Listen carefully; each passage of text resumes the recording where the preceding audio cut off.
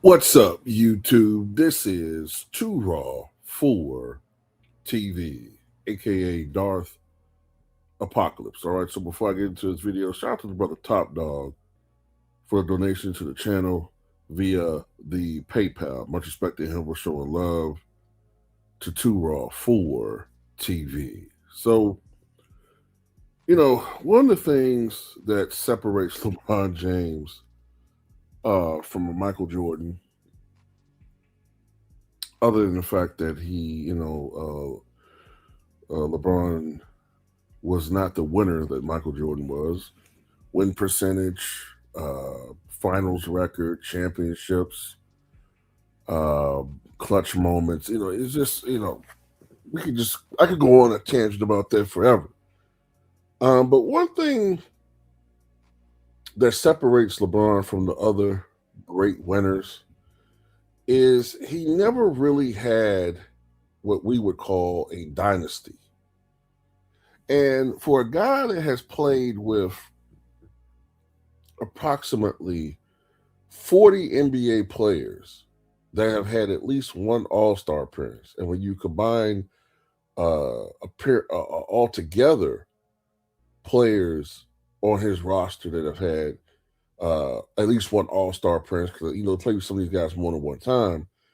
75 different players on the rosters that he's played on. 75 players, I should say, all together on his NBA rosters. They've had at least one All-Star appearance. How is it that this guy's never, with all that talent, had any dynasty? I mean, as we see, the league goes out their way to stack the deck for this guy. With the schedule, they let him stack his teams.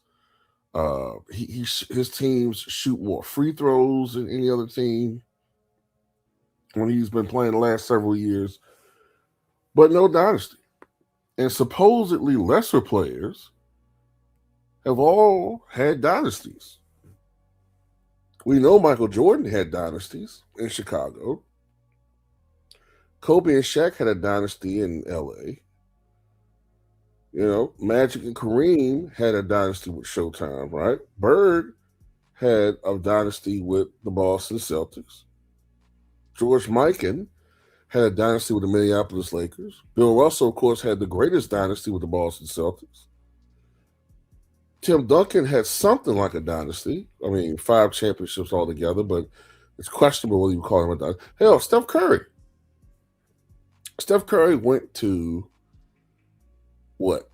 NBA Finals in,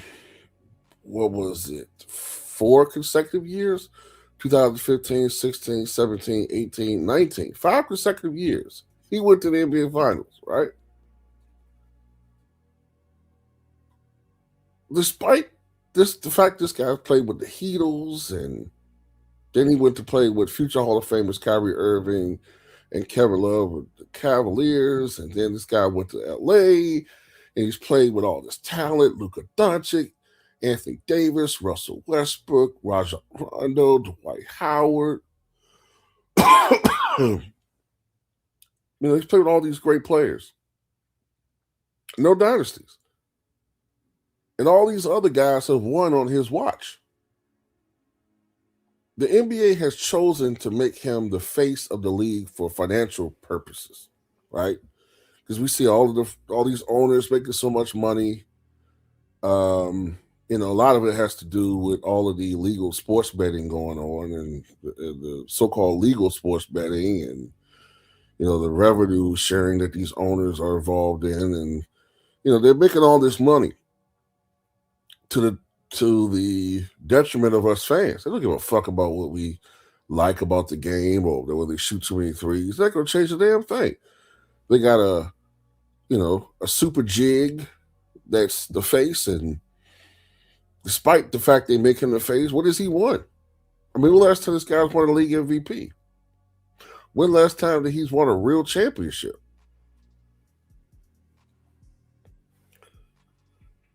You know, but if we got all these guys, these different people, players winning championships. We got Jalen Brunson in the New York Knicks. Before that, it was Shea Gilgeous-Alexander, the Thunder. Before that, you had,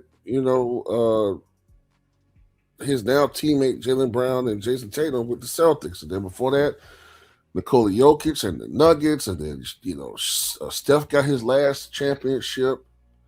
And before that, it was Giannis and the Bucks. Then before that bullshit bubble title, it was Kawhi and the Raptors. And then, and Steph and KD doing their thing. It's just been a long time since this guy really has been in a position where you could say, hey man, he's at the top of the mountain. He's not. They just chose to say, hey, we're going to ignore all these other great players and great teams and just focus on him. And the guy's never had a dynasty, man. My God. How can people even see this guy as the GOAT? That's crazy.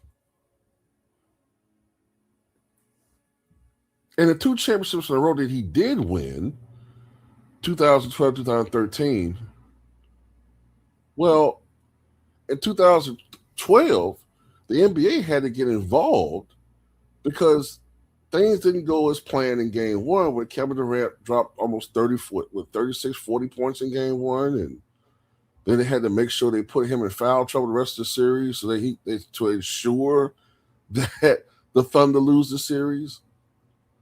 And then in 2013, if it wasn't for the fact that Manu Ginobili forgot what team he was passing to and some other things, hell, they might have lost that series. It took them 7 games to beat that team.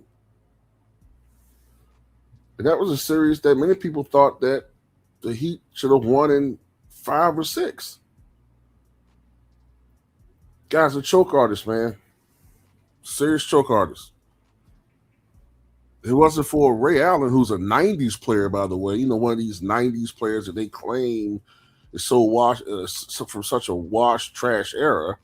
It wasn't for this 90s guy saving your ass. You beat 3-7 in the finals. Dynasty.